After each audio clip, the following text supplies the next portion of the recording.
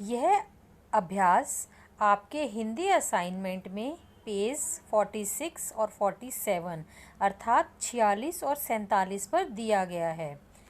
लिंग से हमें पुरुष जाति या स्त्री जाति का पता चलता है। पुरुष जाति अर्थात लड़का और स्त्री जाति अर्थात लड़की।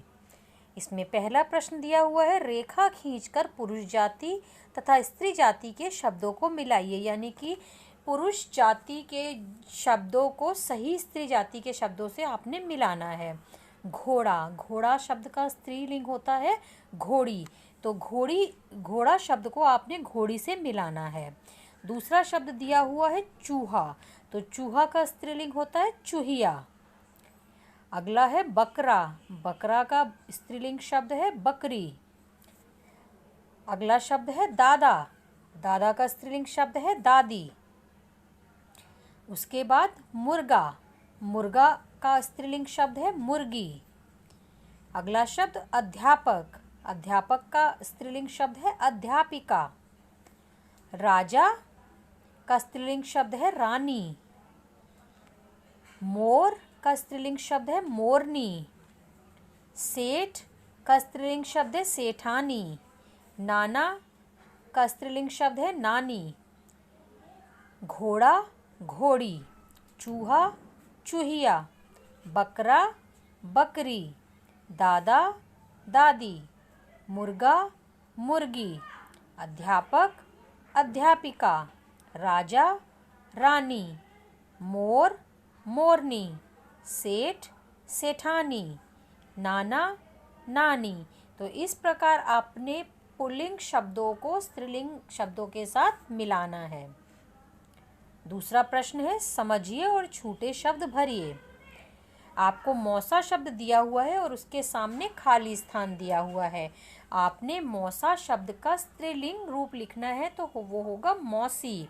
आपने ध्यान से इस प्रश्न को देखना है, कहीं पर पुल्लिंग शब्द दिया हुआ है तो आपने स्त्रीलिंग शब्द लिखना है। जहां आपको स्त्रीलिंग शब्द दिया हुआ है वहां आपने पुल्लिंग शब्द लिखना है। मौसा शब्द जो है वो आपको पुल्लिंग शब्द दिया हुआ है तो आपने मौसा शब्द का स्त्रीलिंग रूप लिखना है अर्थात मौसी। दूसरा शब्द बंदरिया दिया हुआ है तो बंदरिया जो है वो स्त्रीलिंग शब्द है। आपने बंदरिया का पुल्लिंग रूप लिखना है तो बंदरिया का पुल्लिंग रूप है बंदर। बुआ शब्द दिया हुआ है तो बुआ का पुल्लिंग रूप होगा फूफा। राजा दिया हुआ है तो राजा का स्त्रीलिंग शब्द है रानी।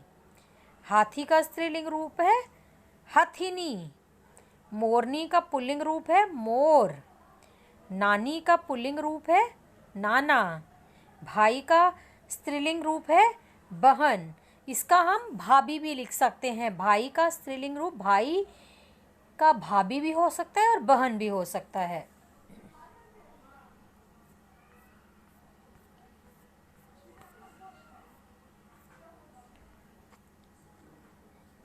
चित्र देखकर खाली स्थान भरते हुए कहानी पूरी कीजिए। आपको यहाँ पर एक कहानी दी हुई है और बीच बीच में आपको रिक्त स्थान भी दिए गए हैं। आपने उन चित्रों के नाम लिखकर इन रिक्त स्थानों को पूरा करना है। एक बार गांव से निकलकर, देखिए पहले यहाँ पर दो चित्र दिए हुए हैं। पहले में एक बैल है और दूसरी गाय है। हम इसकी पहचान कर सकते हैं कि बैल के जो सींग हैं वो बड़े हैं और गाय के सींग छोटे हैं। तो एक बार गांव से निकलकर बैल और गाय जंगल में घूमने गए थे। जंगल में एक जगह डैश नाच रहा था और डैश उसके नाच की बढ़ाई डैश और डैश से कर रही थी। तो सबसे पहले जो चित्र दिया हुआ है वो है मोर का। तो जंगल में एक जगह मोर नाच रहा था और मोरनी, उसका मोर का स्त्रीलिंग रूप लिखना है मोरनी।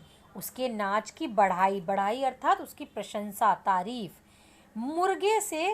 मुर्गे और मुर्गी से कर रही थी। मुर्गे का चित्र पहचानना है आपने और उसका स्त्रीलिंग रूप है मुर्गी। तो मुर्गे और मुर्गी से कर रही थी। फिर दोबारा से गाय और बैल का चित्र दिया हुआ है। बैल और गाय यह सब देखकर बहुत खुश हुए। तभी अचानक, देखिए अब चित्र पहचानिए किस किस चीज़ का है ये, शेरनी का और शेर का।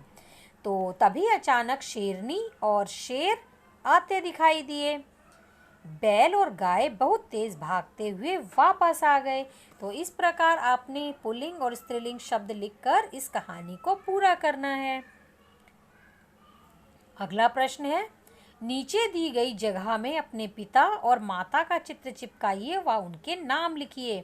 आपको यहाँ पर 2 बॉक्स दिए गए हैं। पहले बॉक्स में अपने पापा का चित्र चिपकाना है, आपने फोटो यानी कि, और दूसरे में अपनी मम्मी का चित्र चिपकाना है। मम्मी और पापा की फ़ोटो चिपकानी है यहाँ पर। और उसके बाद जो बीच में लाइंस दी हुई हैं उसमें अपने मम्मी और पापा का आपने नाम लिखना है। नाम की सही स्पेलिंग लिखनी है। आपने उनको नाम की स्पेलिंग पहले अच्छे से सीखनी है और फिर इसमें लिखनी है। ऊपर वाले में अपने पापा के नाम की स्पेलिंग लिखनी है और नीचे मम्मी के नाम की स्पेलिंग लिखनी है। आपने इस काम को बहुत ही साफ और सुथरे ढंग से करना है और अपने उत्तरों की जांच अवश्य करनी है। ध्यान रहे कि यह कार्य आपने मुझे 5 बजे से पहले हिंदी ग्रुप में सेंड कर देना है।